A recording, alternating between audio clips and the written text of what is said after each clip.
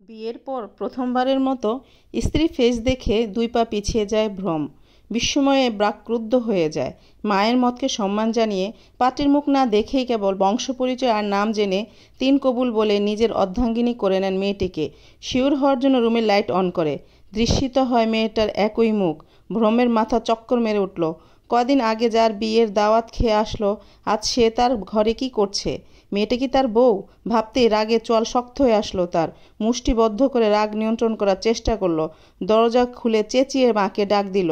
আচমকা চেঁচাতে মেয়েটি ভয়ে বিছানা ছেড়ে নেমে জড়সড় হয়ে দাঁড়ালো।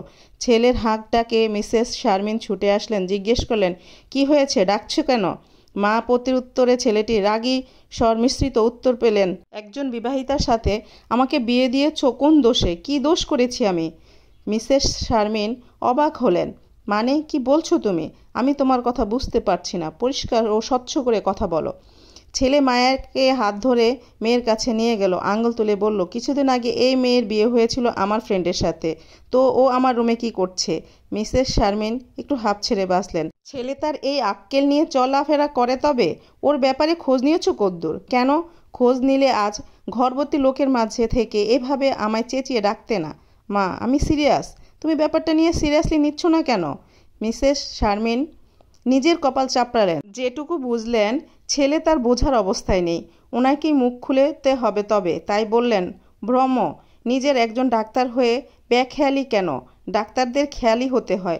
বেখেয়ালি লোকদের কেউ পছন্দ করে না। মায়ের কথায় কিছুটা ভ্রমের বোধগম্য হলো না। ছেলের এমন অভিব্যক্তি যে তিনি মেয়েটার কাছে এগিয়ে গেলেন। কাঁধে হাত রেখে বললেন, ও আচ্ছা বকুল, ওর যমজ বোন আছে। আগেই ওর বিয়ে হয়েছে। ওর নাম আয়ানা। তুই বোধহয় ওর কথাই বলছিস। মায়ের কথায় ভ্রম খানিকটা লজ্জা পেল। মাথা চুলকে মাকে ঠেলে রুমের বাইরে দিয়ে দরজা আটকে দিলেন। বকুল তখনও বিস্ময় হয়ে অদ্ভুত দৃষ্টিতে ভ্রমকে দেখছে।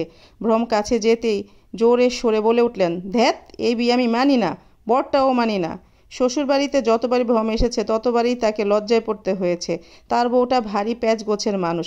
বিয়ের প্রথম দিনের কথা সবাইকে গর্ব করে বলে বেড়ায়। আজও এটার ব্যতিক্রম হলো না। কাজিন মহলকে জড়ো করে তার মধ্যিখানে বসিয়ে সে একই আলাপ শুরু করে দিয়েছে। তার শালিকারা তাকে সেই রকমের টিচ করছে।